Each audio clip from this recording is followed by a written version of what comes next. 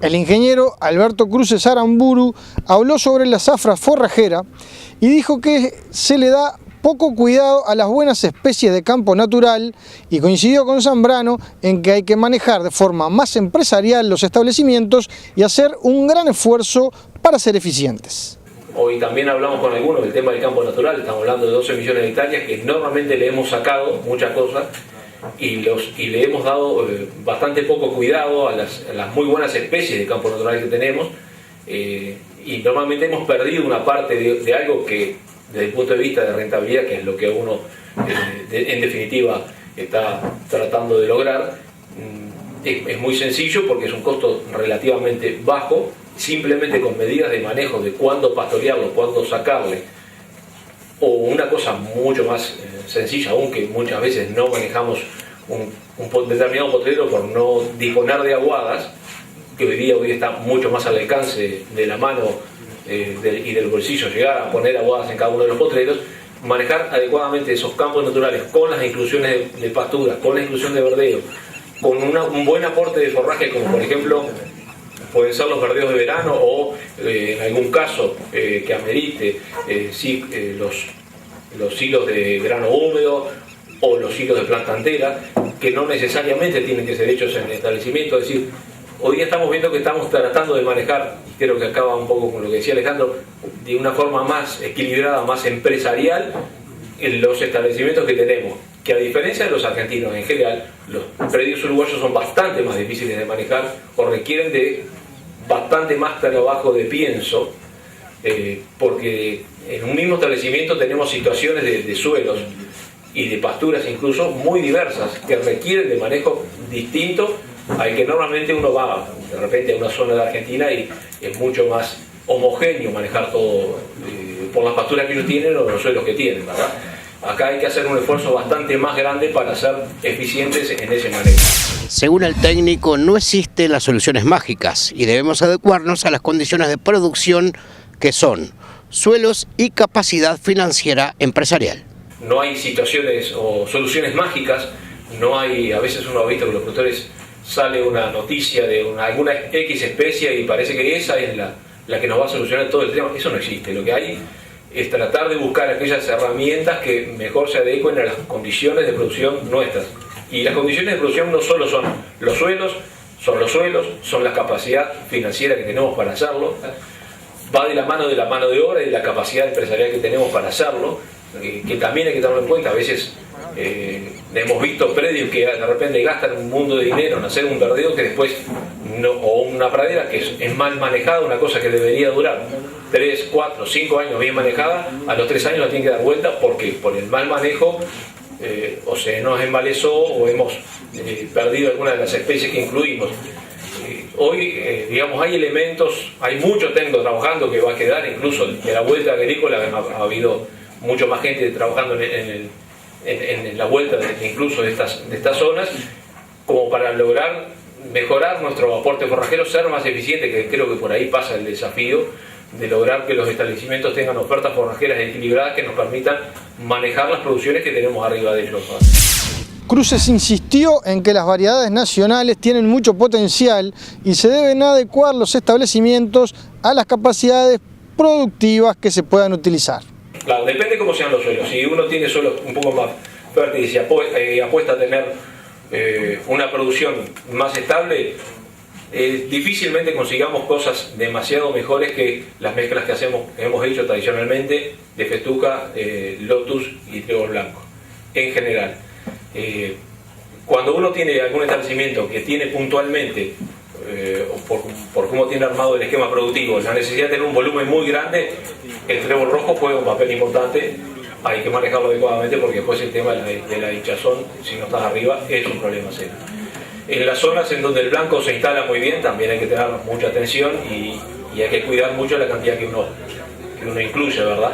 Y lo otro que hemos visto como norma, que los productores suelen poner mayor cantidad de semillas de la que normalmente se necesita. Nosotros, bueno, hoy estuvimos justamente con Alejandro viendo un establecimiento de un productor de esos que uno le decía, sembrá 6 kilos de festuca y ponía 12. Fuimos con un agrónomo veterano, agrónomo muy conocedor, que es ingeniero Miliot, el papá de Miliot, y lo discutió horas hasta que lo convenció que sembrara 6 kilos de festuca, 4 kilos de lotus y medio de blanco. Había blanco ya en el campo.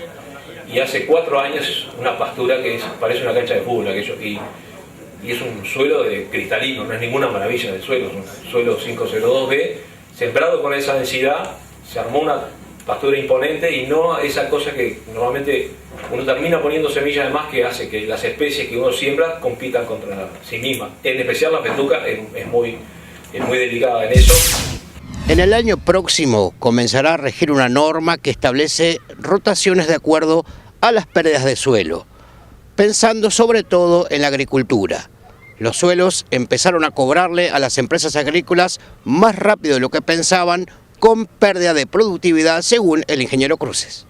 Teóricamente iba a empezar este año, después porque el Ministerio tuvo algunas carencias de cómo manejar la información, sobre todo desde el punto de vista informático no lo podía hacer, lo transfirieron para el año próximo, va a arrancar en el 2013, pero eso obliga a las empresas agrícolas a establecer varias normas de manejo, que los que son arroceros la conocen bastante porque el arroz tiene un manual de buenas prácticas agrícolas y algo de eso es lo que se está tratando de hacer en la agricultura de secano, básicamente soja y trigo, que es los suelos que tienen determinadas características por las cuales la pérdida de suelo o lo que se lleva a cada cultivo de suelo es muy importante, por encima de un número que está establecido, que es 7, son 7 toneladas de suelo por cultivo. Esos suelos requieren de hacer una rotación que no puede ser la continua de soja-trigo y la inclusión de alguna gramínea grande como puede ser un maíz o un sorgo. Y lo cual ya a las empresas agrícolas hacer un maíz o un sorgo ya no le habían puesto buena cara, pero la realidad es que los suelos empezaron a cobrar a las empresas agrícolas mucho más rápido de lo que ellas mismas pensaban y todos pensaban, con pérdida de productividad en esas rotaciones tan intensas en algunos suelos, incluso en los del litoral, donde están los mejores suelos pero con pendientes muy marcadas, y ahí hay que tener bastante cuidado con eso. Entonces, suelos que no son de esa zona necesariamente tienen que tener un ciclo forrajero que, de acuerdo a cómo sean los suelos, van a ser de 2 o 3 o 4 años para volver a hacer agricultura. Las empresas agrícolas buscan hacer un uso más intenso del suelo, procurando abatir los costos de las rentas, buscando mayores ingresos a través de la carne.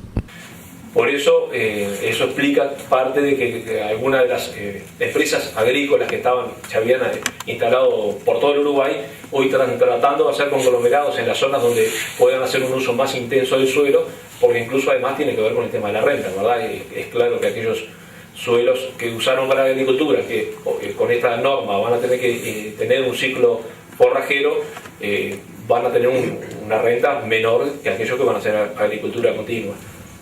Parte de las empresas que sí lo tienen como arrendado por más tiempo, lo que han hecho es incluir ese circuito forrajero con negocios ganaderos, y ahí uno ha visto terneradas muy buenas engordando sobre esos rastrojos, porque aparte ellos tratan de no pisotear, cosas que en Argentina, por ejemplo, ellos no le dan mucha corte, pero acá los agricultores casi ninguno quiere pastorear un rastrojo porque después les complica la siembra posterior. Han usado bastante los corderos pesados, pero algunos ya se han animado a meter terneradas que no son de demasiado peso en los rastrojos y tratar de convertir parte de ese circuito en dinero a través de la carne.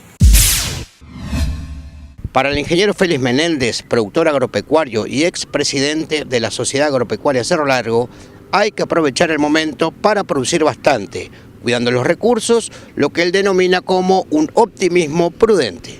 Lo que se produce se vende, y bueno, en realidad hay que actuar prudentemente, sobre todo en la parte financiera, ¿verdad? Y en la parte de no endeudarse, pero tratando de producir dentro de las posibilidades de cada uno, con los recursos de cada uno, lo más posible. Esa es la tónica, me parece a mí. O sea, una optimismo prudente o una prudencia con cierto optimismo. Según el productor, la rentabilidad del rubro es el mayor aliciente que puede tener la producción. las políticas de gobierno, las políticas de esto y que esperamos del gobierno, tenemos que esperar de nosotros mismos, como decía Artigas, y en realidad el rubro que tenga rentabilidad, ese es el rubro que realmente va a salir adelante. Sin rentabilidad no hay política de gobierno que pretenda producir algo que después no se vea en el bolsillo del productor. El retiro de la agricultura, dejando campos para la ganadería, se debe aprovechar, sobre todo teniendo en cuenta que el Uruguay es un país fundamentalmente ganadero, según Menéndez. Sí, yo creo que eso es positivo, o sea, aquel boom agrícola un poco sin sentido va tomando cauce nuevamente, ¿verdad? Hay gente que se ha aburrido ya de perder plata, por más conglomerados internacionales que sean o lo que sea. La gente que tiene mucho dinero no le gusta tampoco perderlo, con lo cual se van a producir o van a hacer las inversiones donde realmente tienen rentabilidad. Y aquí ya se sabe que en el Uruguay hay campos agrícolas muy buenos, pero en poca extensión.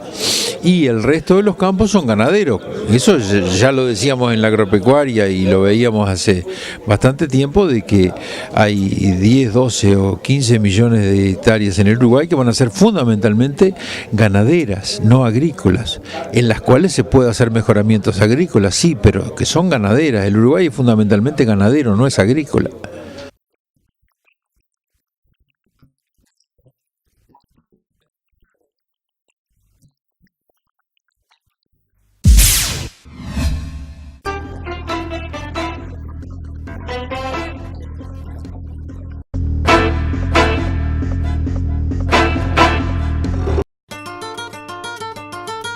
Cartelera de remate ferias ganaderas de escritorio Daniel Silveira para el mes de abril. Martes 10, local Convento, Sociedad Agropecuaria, la fecha 500 vacunos. Viernes 13, local Sarandí de Barcelo, 400 vacunos, 500 lanares.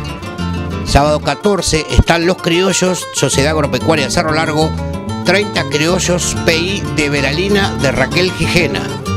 Escritorio Daniel Silveira, Negocios Rurales, Doctor de Herrera 600 El Melo, Telefax 464-30-536, 099-800-055, www.danielsilveira.com.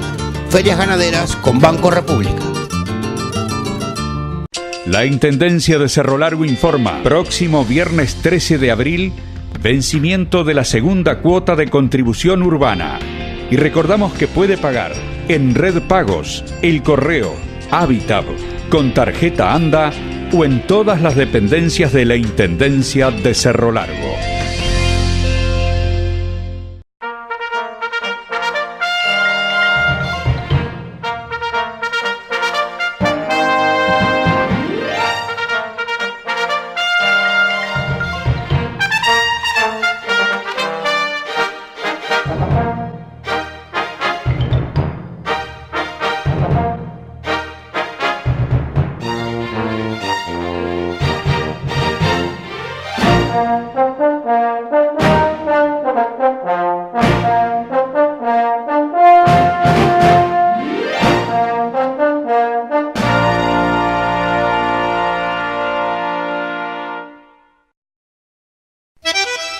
Escritorio Luis A. Bengochea anuncia: jueves 12 de abril, feria mensual y conjunta en local Conventos. Inscripciones abiertas para anotar sus haciendas. Feria al contado. Consulte en el escritorio 464-226-87 o nuestros colaboradores. Luis García, 099-7891-56. Andrés Machado, 099-8007-68. Omar Muniz, 099-8024-00.